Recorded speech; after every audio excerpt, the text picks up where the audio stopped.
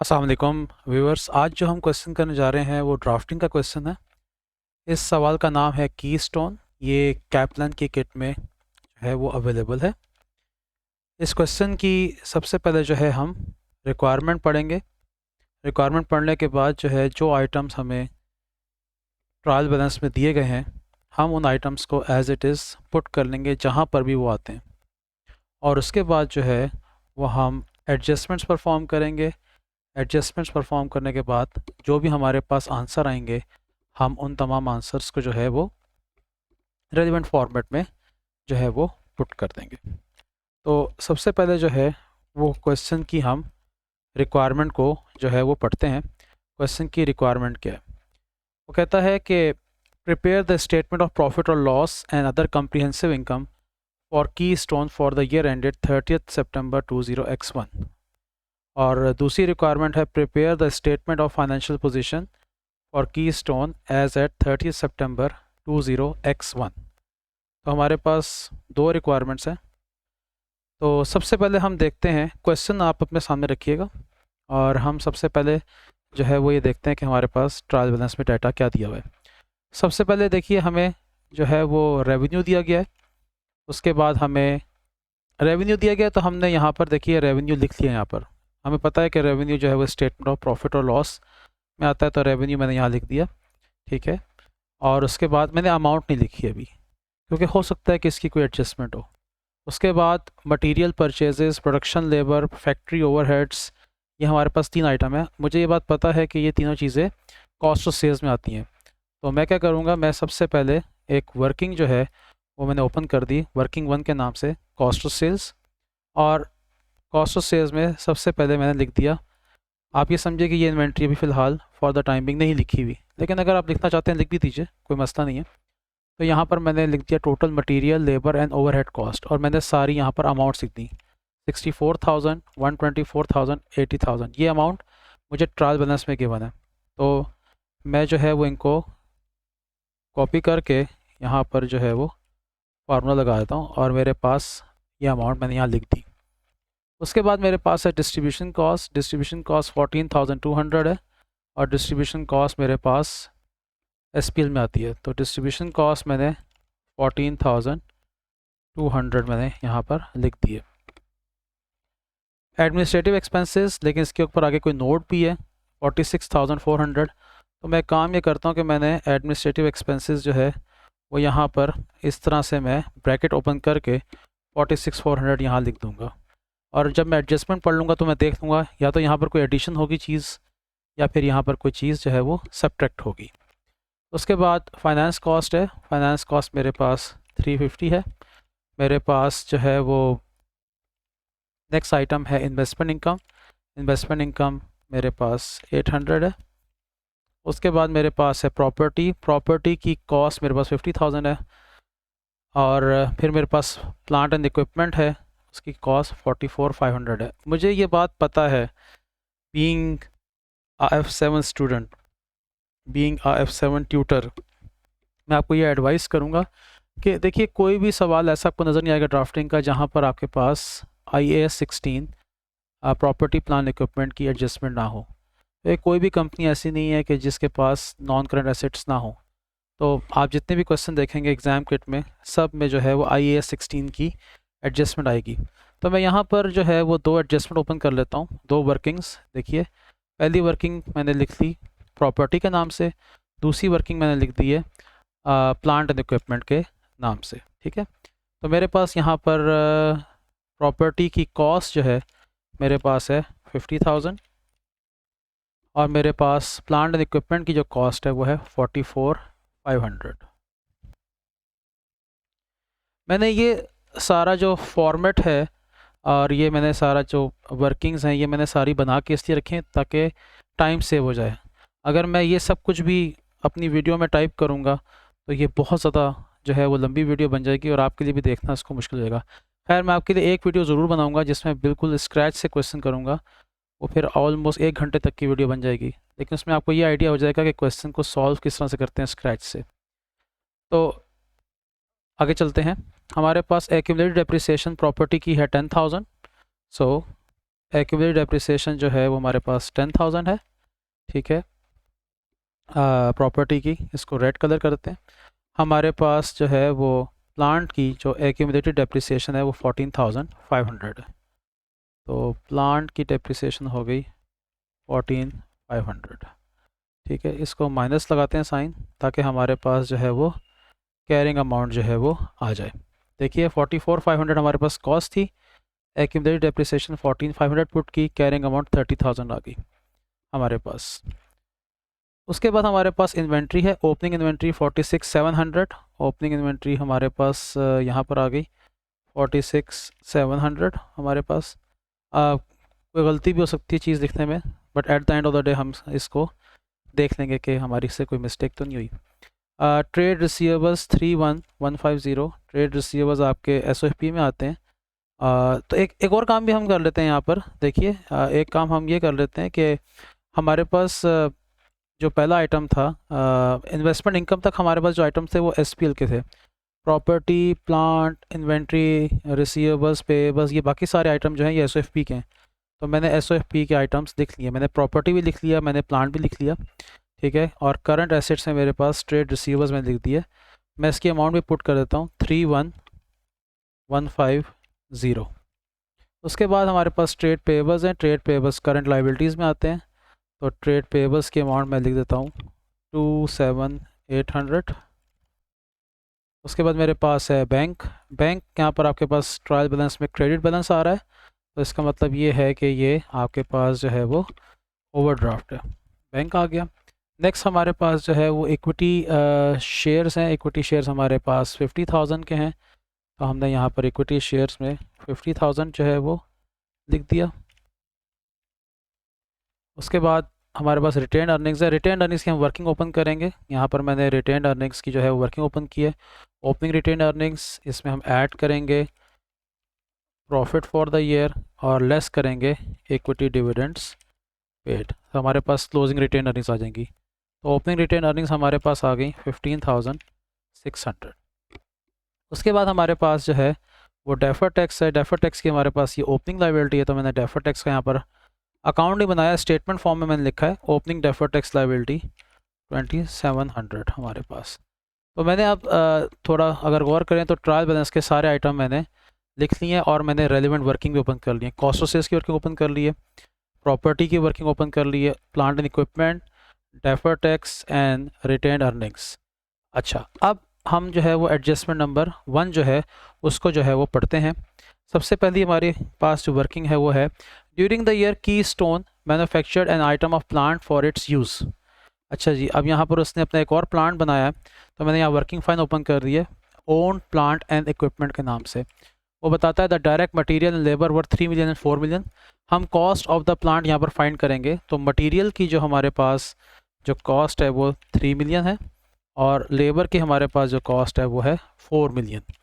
वो कहता है production overheads are 75% of the direct labour cost.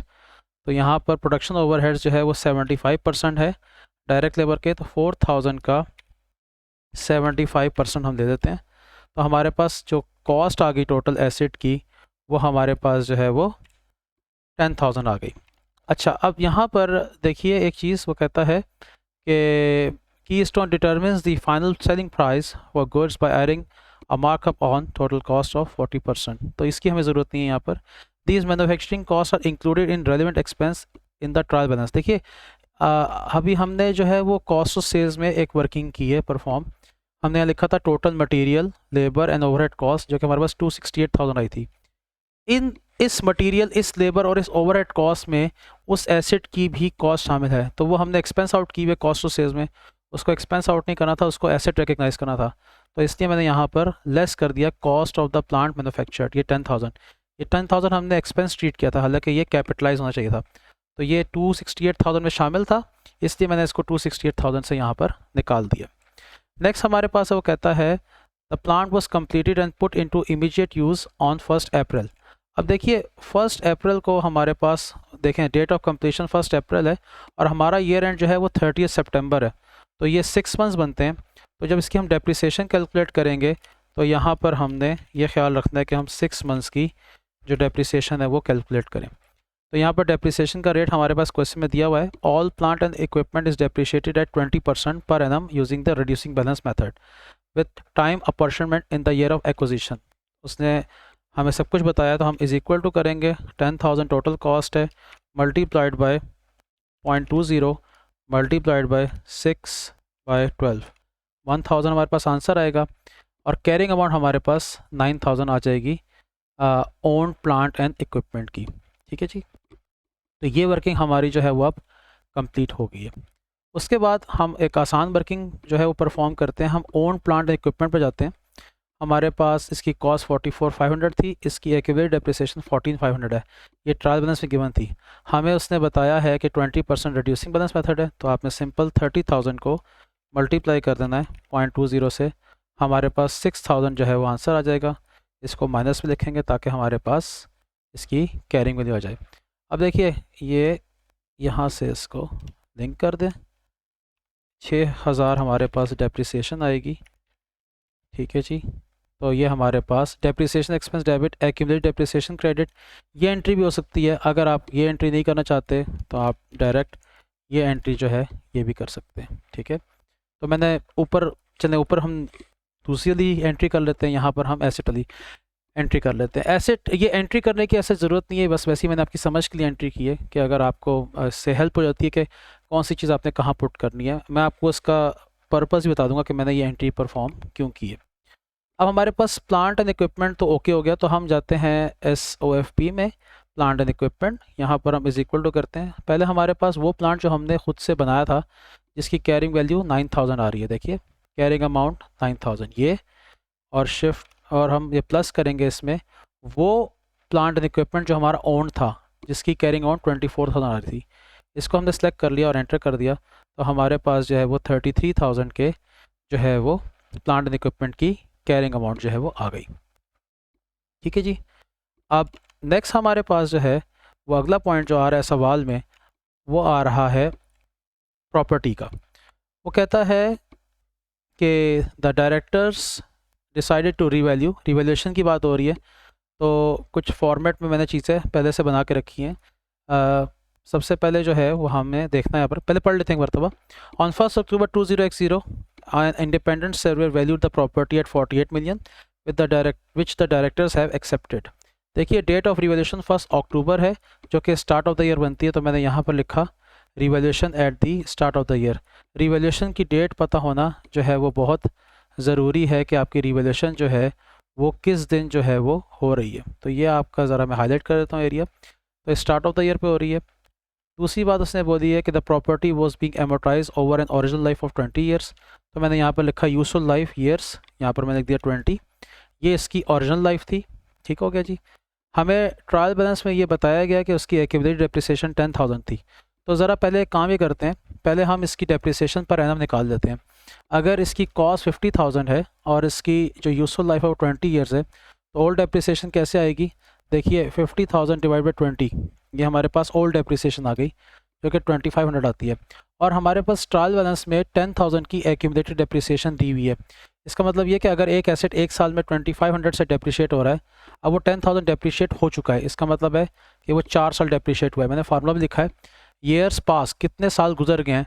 10,000 accumulated depreciation थी और हमने इसको डिवाइड कर दिया डेप्रिसिएशन एक्सपेंस पर एनम से, तो हमारे पास 4 आंसर आ गए। इसका मतलब ये कि 4 साल गुजर गए। और फिर मैंने यहाँ पर एक और चीज़ भी लिख दी है, रिमेनिंग यूजफुल लाइफ 16। अब ये 16 कैसे आ रही है? 20 में से हमने 4 सब्ट्रैक्ट किया तो हमारे पास जो है वो 16 आ गया। हमें ये पता लग गया कि अब इसकी रिमेनिंग यूजफुल लाइफ कितनी है। अच्छा, कैरिंग वैल्यू हमारे पास जो आ रही थी वो 40,000 आ रही थी। जो सर्वेयर ने उसको रिवैल्यू किया है उसने 48 मिलियन के ऊपर उसको रिवैल्यू किया है, तो हम रिवैल्यूड अमाउंट हम लिखेंगे 48,000। तो हमारे पास गेन आ गया 8,000 का। अब हमने ये revaluation start of the year में की थी, तो हमारी रिमेनिंग यूजफुल लाइफ 16 साल रह गई, 16 ईयर्स है। 48,000 हमारे पास रिवैल्यूड अमाउंट है। ठीक है, तो हम जो है वो डेप्रिसिएशन एक्सपेंस कैसे फाइंड करेंगे? हम जो है वो 48,000 को डिवाइड कर देंगे 16 से, तो हमारे पास 16 ईयर्स। ये लिखने की ज़रूरत नहीं है, सिर्फ आपको समझाने के लिए लिख रहा हूँ। 3,000 डायरेक्ट आ जाएगा। और कैरिंग वैल्यू किस तरह आ जाएगी? 48,000 माइनस 3,000 हमारे पास जो है हमारे पास 45,000। अगर अब आप कहते हैं मैं यहाँ भी जो है वो यहाँ पर भी मैं लिख देता हूँ 48,000 माइनस 3,000। ठीक है जी, तो ये हमारे पास कैरिंग वैल्यू आ गई। डेप्रिसिएशन की एंट्री होगी 3,000 से, depreciation expense debit, accumulated depreciation credit, या एसेट अकाउंट को भी हम जो है वो क्रेडिट कर सकते हैं। और property debit and revaluation reserve credit 8,000, क्योंकि हमारे पास गेन ऑन रिवैल्यूएशन 8,000 का आया। ओके, अब गेन अगर आ रहा है तो ये अदर कम्प्रीहेंसिव इनकम में जाएगा, तो मैं अदर कम्प्रीहेंसिव इनकम में यहाँ पर जो एक हेडिंग डालता हूँ गेन ऑन रिवैल्यूएशन 8,000। इस 2400 को भी आप इग्नोर करेंगे। ठीक है, अब नेक्स्ट हमारे पास जो है, अच्छा हमारी जो दो वर्किंग है, एक ये वर्किंग, एक ऑन प्लांट और एक हमारे पास प्रॉपर्टी, ये हमारे पास कंप्लीट हो गई है। हमारा एसेट जो है वो 45,000 पे जो है वो प्रेजेंट होगा स्टेटमेंट ऑफ फाइनेंशियल पोजीशन है प्रॉपर्टी। तो मैं एसओएफपी में गया और ये देखिए 45,000 ये लिंक किया मैंने, जैसे मैंने वहाँ टाइप किया यहाँ गए तो ये 45,000 जो है वो आगे, वरना आप यहाँ से इसको लिंक खुद भी कर सकते हैं। तो हमारे पास अब नॉन करंट एसेट्स की वैल्यू जो है वो कंप्लीट हो गई, 78,000 जो है वो हमारा आंसर जो है वो बन रहा है। अब इसके बाद जो है हमारे पास अगला पॉइंट जो है वो है कुछ बातें उससे बताई हैं।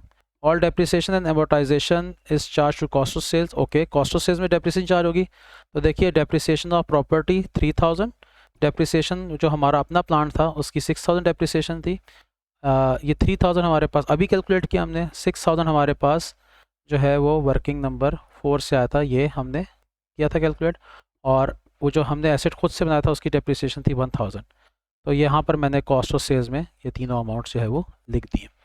उसके अलावा जो है अगली बात वो ये कहता है कि एक बात उसने बताई है, the property was being amortise, sorry, Keystone does not make a transfer to retain earnings. जो एक्सेस डेप्रिसिएशन आ रही है रिवैल्यूएशन की वजह से वो उसको ट्रांसफ़र नहीं करता, लेकिन वो कहता है the revaluation gain will create a deferred tax liability.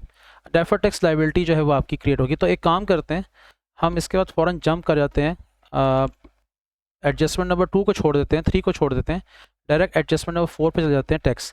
मैं वैसे भी क्वेश्चन में आपको रिकमेंड करूंगा कि प्रॉपर्टी प्लान इक्विपमेंट की वर्किंग करने के बाद आप फ़ौरन जो है वो टैक्स पे जंप कर सकते हैं, लेकिन मेक श्योर कि कोई और एडजस्टमेंट ऐसी ना हो जो टैक्स को जो है वो इफेक्ट कर रही हो। तो सबसे पहले हम पढ़ते हैं adjustment number 4, a provision for income tax for the year ended 30 September 20x1 of 24.3 million, sorry current year estimate आपका 24.3 मिलियन का है। सो 24,300 डेबिट, 24,300 क्रेडिट। अब देखिए इसका मुझे जो है वो फ़ायदा क्या है, आपको मैं कह रहा था कि एंट्री कर लेनी चाहिए अगर आपका टाइम है तो, और अगर आपको आती है तो। देखिए करंट टैक्स एक्सपेंस ये एसपीएल में जाएगा, तो मैं यहाँ पर ये देखिए टैक्स एक्सपेंस में मैंने यहाँ फार्मूला लिंक किया हुआ है, तो वो डायरेक्ट इसलिए यहाँ पर आ गई वैल्यू। ठीक है, और यही वैल्यू जो टैक्स पेबल आ रहा है ये आपका एसओएफपी में करंट लायबिलिटीज़ में ये अमाउंट जाएगी।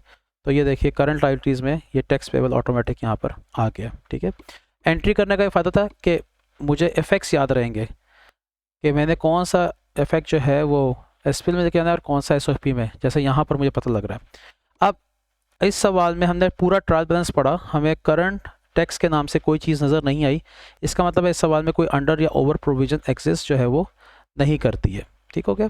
नेक्स्ट हमारे पास है डेफर्ड टैक्स लायबिलिटी, हम देखी थी 2700। अब यहाँ पर थोड़ा सा ज़रा पढ़ते हैं पहले और बाकी चीज़ों को वाइंड अप करके फिर इस चीज़ को हम कंप्लीट करते हैं। मैं दोबारा क्वेश्चन पढ़ रहा हूँ, वो कहता है the tax base of Keystone net assets were 15 million less than their carrying amounts. This excludes, ये लाइन बहुत इंपॉर्टेंट है, this excludes the effect of the revaluation, the income tax rate of Keystone is 30%। देखिए ये जो आपके पास carrying amount is greater than tax base है, ये 15,000 है और ये एक्सक्लूडिंग गेन ऑन रिवैल्यूएशन है। हमने जो डेफर्ड टैक्स लायबिलिटी का क्लोजिंग बैलेंस फाइंड करना है उसमें हमें रिवैल्यूएशन का इफेक्ट जो है वो इंक्लूड करना है। तो ये बहुत इंपॉर्टेंट लाइन है, अगर इसमें ये इंक्लूड होता तो हम कुछ ना करते, लेकिन चूंकि ये एक्सक्लूडिंग है तो हम इसमें गेन ऑन रिवैल्यूएशन इंक्लूड करेंगे। हमारे पास गेन ऑन रिवैल्यूएशन कितना आया था 8,000, ये हमारे पास सामने लिखा हुआ है गेन ऑन रिवैल्यूएशन 8,000। तो देखिए अब हमारे पास carrying amount is greater than tax base by 23,000। देखिए 15,000 जो क्वेश्चन में मेंशन है प्लस गेन ऑन रिवैल्यूएशन, तो 23,000 से जो है वो कैरिंग अमाउंट ज़्यादा है टैक्स बेस से। हमारे पास डेफर्ड टैक्स लायबिलिटी कैसे आती है, temporary difference into rate of tax, इस तरीके से हमारे पास आती है डेफर्ड टैक्स लायबिलिटी। तो हम यहाँ पर इसको मल्टीप्लाई कर देते हैं 30% से, is equal two multiplied by 0.30, हमारे पास 6900 की जो है वो क्लोजिंग लाइबिलिटी आ गई। अब देखिए हमारे पास जो है वो सारी चीज़ें कंप्लीट हो गई हैं। हमारे पास ओपनिंग लाइबिलिटी 2700 थी, ठीक है, क्लोजिंग 6900 है।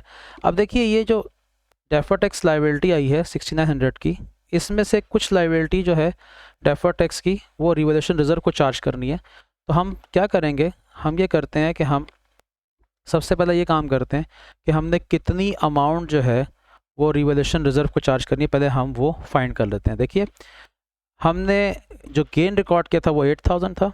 अगर हम 8000 को मल्टीप्लाई कर देंगे रेट ऑफ टैक्स से, तो हमें ये पता लग जाएगा कि हमने कितनी अमाउंट रिवैल्यूएशन रिजर्व को चार्ज करनी है। 8000 का हमारे पास गेन था, हमारे पास रेट ऑफ टैक्स 30% था, तो इस तरह से हमारे पास जो अमाउंट रिवैल्यूएशन रिजर्व को चार्ज होगी वो 2400 होगी।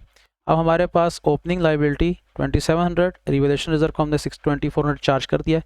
ये हमारी बैलेंसिंग फिगर आ जाएगी जो कि हम प्रॉफिट लॉस में चार्ज करेंगे, is equal to 6900 minus 2700 minus 2400, ये हमारे पास 1800 जो है वो आ गई हमारे पास, जो प्रॉफिट लॉस का अमाउंट हमने चार्ज करनी है।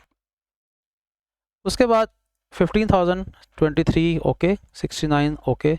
गेन ऑन रिवैल्यूएशन 8000 था, लेकिन अब हमें रिवैल्यूएशन रिजर्व का नया बैलेंस फाइंड करना है। तो 8000 तो हमारे पास नॉर्मल गेन था, 2400 हमने डेफर्ड टैक्स लाइबिलिटी के से इसको चार्ज किया है, तो हमारे पास अब नया बैलेंस जो आ रहा है वो 5600 है। अब देखिए हमने इसकी भी एंट्री की है। टैक्स एक्सपेंस को हम डेबिट करेंगे 1800 से, जो कि डेफर्ड टैक्स लाइबिलिटी में इंक्रीज़ आ रहा है, जो एसपीएल में जा रहा है। रिवैल्यूएशन रिजर्व को हमने डेबिट किया 2400 से, और टोटल डेफर्ड टैक्स लाइबिलिटी में जो इंक्रीज़ आ रहा है वो 4200 से आ रहा है। अब हमारे पास क्लोजिंग डेफर्ड टैक्स लाइबिलिटी 6900 है, ये हमारी जो है वो जाएगी स्टेटमेंट ऑफ फाइनेंशियल पोजीशन में, जो है वो हम इसको जो है वो लेकर जाएंगे। तो एक सेकंड से रुकिएगा। हमारे पास जो है, आपको पता है कि डेफर्ड टैक्स लाइबिलिटी जो है वो हमारे पास नॉन करंट लाइबिलिटी में आती है। तो ये देखिए डेफर्ड टैक्स हमने 6900 यहाँ लिख दिया है, लिंक किया हुआ था इसलिए डायरेक्ट आ गया। तो ये चीज़ भी कंप्लीट हो गई, टैक्स की वर्किंग हमारी जो है वो कंप्लीट हो गई है, और इसमें हमारे पास अब जो है वो कुछ नहीं है। उसके बाद हमारे पास जो नेक्स्ट वर्किंग है वो हमारे पास है डिविडेंड की। हमारे पास जो है वो एक चीज़ गिवन है जिसको हम बोलते हैं रेशो, वो है हमारे पास रेशो कौन सी, डिविडेंड यील्ड की। तो मैंने यहाँ पर एक आपके लिए काम आसान किया। सबसे पहले हमारे पास डाटा गिवन है, मार्केट प्राइस जो है कीस्टोन के शेयर की वो है $2.40 पर शेयर, और डिविडेंड यील्ड हमारे पास जो है वो है 4%। तो हमारे पास डिविडेंड जो है, अभी हमारे पास डिविडेंड यील्ड का फार्मूला है dividend per share multiplied by 100 divide by current share price. अगर हम करंट शेयर प्राइस को डिविडेंड यील्ड से मल्टीप्लाई कर देंगे तो हमारे पास डिविडेंड पर शेयर आ जाएगा, जो क्या आता है 0.096। तो हमारे पास नंबर ऑफ शेयर्स को हमने पहले निकालना है। हमारे पास नंबर ऑफ शेयर्स कैसे आएंगे, हमारा जो ऑर्डिनरी शेयर कैपिटल है, ठीक है, जो कि हमने ऑलरेडी लिखा था ऊपर, ये हमने एसओएफपी में ऑलरेडी लिखा हुआ है 50,000, इसको हम डिवाइड करेंगे नॉमिनल वैल्यू से। याद रखिएगा नंबर ऑफ शेयर्स निकालने के लिए हम नॉमिनल वैल्यू का इस्तेमाल करते हैं। तो हमारे पास वैल्यू आ जाएगी 50,000 डिवाइडेड बाय 0.20, हमारे पास 2,50,000 आ गए नंबर ऑफ शेयर्स। इसको हम मल्टीप्लाई करेंगे 0.096 से, तो हमारे पास जो है वो 24,000 आ जाएगा। ये हमारे डिविडेंड्स पेड हो गए। तो ये वर्किंग भी हमारी जो है वो कंप्लीट हो गई। उसके बाद हमारे पास अगली वर्किंग रिटेन अर्निंग्स की है। रिटेन अर्निंग्स की वर्किंग में ओपनिंग रिटेन अर्निंग्स में देख सकता हूँ, मैं इसमें इक्विटी डिविडेंड पेड भी लिख सकता हूँ जो कि 24,000 है। ये दो अमाउंट्स में लिख सकता हूँ, लेकिन मैं प्रॉफिट फॉर द ईयर अभी नहीं लिख सकता, क्योंकि प्रॉफिट फॉर द ईयर मैंने अभी कैलकुलेट नहीं किया। ये जो अमाउंट इसलिए आ रही है कि मैंने फार्मूलाज लगाए हुए हैं, इसलिए ये अमाउंट यहाँ पर लिखी आ रही है। तो अब हम क्या करते हैं, हम आहिस्ता आहिस्ता इसको वाइंड अप करते हैं। उसने हमें डिविडेंड के बारे में एक और बात बताई है, वो कहता है कि ये डिविडेंड हमने एडमिनिस्ट्रेटिव एक्सपेंस में इंक्लूड किए हुए हैं। आपको पता है कि डिविडेंड्स जो है वो एसपीएल में प्रेजेंट नहीं किए जाते, तो हमें एडमिनिस्ट्रेटिव एक्सपेंसेस को रिड्यूस करना पड़ेगा। इसलिए मैंने यहाँ पर ये देखिए एडमिनिस्ट्रेटिव एक्सपेंसेस में मैंने अमाउंट लिखी नहीं थी, क्योंकि मुझे नोट भी दिया हुआ था और मैंने ये स्टेटमेंट भी पढ़ ली। तो मैं यहाँ पर -24,000 करूँगा, ताकि मेरे पास जो है वो 46,400 और -24,000, ये मेरे पास जो है अमाउंट आ गई एडमिनिस्ट्रेटिव एक्सपेंसेस की 22,400। 400। अब हमारे पास हमने ऐसा ऐसा चीज़ों को वाइंड अप करना है। सबसे पहले हम रेवेन्यू लिखेंगे। रेवेन्यू की कोई सवाल में एडजस्टमेंट नहीं थी, IFRS 15 उसने इस सवाल में टेस्ट नहीं किया। रेवेन्यू हमारे पास आएगा 377,600, ठीक है जी। कॉस्ट ऑफ सेल्स की फिगर हमने फाइंड करनी है, अभी हमने इसको वाइंड अप करना है। तो हम कॉस्ट ऑफ सेल्स में गए, हमने यहाँ पर ओपनिंग इन्वेंट्री लिख ली थी, वो जो टोटल मटेरियल लेबर ओवरहेड सी टोटल कॉस्ट थी वो लिखी हुई थी। जो हमने अपना प्लांट बनाया वो 10,000 का था। जो डेप्रिसिएशन थी तीनों एसेट्स की वो निकाल दी। क्लोजिंग इन्वेंट्री की फिगर हमें एडजस्टमेंट नंबर 3 में दी हुई है 56.6 मिलियन। तो मैंने यहाँ पर जो है वो लिखा हुआ है, इन्वेंट्री जो है SPL में 56,600 क्लोजिंग इन्वेंट्री के तौर पे जाएगी, और यही जो है 56,600 जो है वो करंट एसेट्स में भी आएगी, ठीक है। तो देखिए ये वैल्यू यहाँ पर आ गई, तो हमारे पास कॉस्ट ऑफ सेल्स की फिगर आ गई 258,100। तो ये 258,100 जो है ये हम पुट करेंगे कॉस्ट ऑफ सेल्स में, हमारे पास ग्रॉस प्रॉफिट आ जाएगा। Distribution as it is given थी, एडमिन गिवन थी, लेकिन इसमें डिविडेंड की एडजस्टमेंट थी, वो हमने निकाल दी अमाउंट 24,000 डिविडेंड्स की। Profit before interest and tax आ गया हमारे पास। फाइनेंस कॉस्ट हमारे पास गिवन थी, इन्वेस्टमेंट इनकम गिवन थी, प्रॉफिट बिफोर टैक्स 83,350 आ गया हमारे पास। फिर हमारे पास टैक्स एक्सपेंस है। टैक्स एक्सपेंस अब देखिए आपके पास 26,100 आया। अभी 26,100 कैसे आया, देखिए इसमें 26, एक तो हमारे पास करंट टैक्स एक्सपेंस था 24,300, और जो हमारा डेफर टैक्स लायबिलिटी में इंक्रीज आया था 1,800। तो यहाँ से हमारे पास ये 26,100 बनता है। ये देखें आपको नज़र भी आ रहा होगा सम इसका 26,100। मैंने यहाँ पर फार्मूला लिंक किया हुआ है, तो इसलिए F38 + F45, एक इसमें करंट टैक्स एक्सपेंस है और एक इसमें डेफर टैक्स लायबिलिटी में इंक्रीज़ है। तो 57,250 का हमारे पास जो है वो tax profit for the year आ गया। गेन ऑन रिवैल्यूएशन हम नेट लिख देते हैं यहाँ पर 5600। ऐसे भी लिख सकते हैं कि gain on revaluation 8,000 minus transfer to defer tax liability 2400, तो फिर 5600 आंसर है, लेकिन इससे कोई फ़र्क नहीं पड़ता। टोटल कॉम्प्रिहेंसिव इनकम हमारे पास 62,850 आ गई। अब हम वापस जो है वो रिटेन अर्निंग्स की वर्किंग में जाएंगे, वहाँ पर हम पुट करेंगे प्रॉफिट फॉर द ईयर 57,250। तो मैंने यहाँ पर 57,250 पुट कर दिया, मेरे पास क्लोजिंग रिटेन अर्निंग्स 48,850 जो है वो आ गई। तो अब हम जो है वो वाइंड अप करते हैं इस क्वेश्चन को। हमारी सारी चीज़ें जो है वो अब कंप्लीट हैं। हमारे पास जो है प्रॉपर्टी हमने ऑलरेडी जो गेन आया था उसके बाद हमने लिख लिया था 45। ये वो प्लांट है जिसमें हमारे पास दोनों प्लांट शामिल हैं।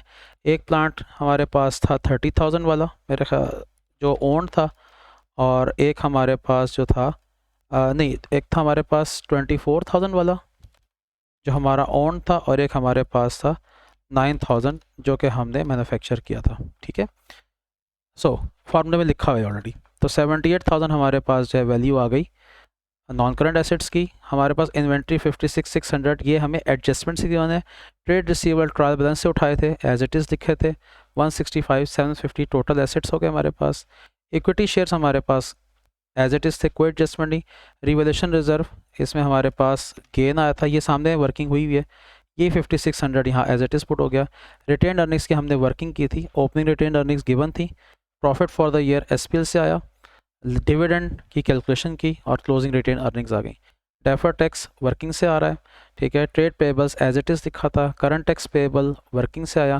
बैंक ओवरड्राफ्ट 2300 हमारे पास जो है वो गिवन था। 165,750। तो हमारे पास जो है वो ये सवाल का फॉर्मेट है। आई होप सो कि ये आपको समझ में आया होगा। अगर इसमें किसी किस्म का कोई मसला हो, या अगर आप चाहते हैं कि मैं बिल्कुल स्क्रैच से वीडियो बनाऊं कि मैंने क्वेश्चन किस तरह से स्टार्ट किया, तो आप कमेंट बॉक्स में जो है वो लिख सकते हैं। Thank you so much and अल्लाह हाफिज़।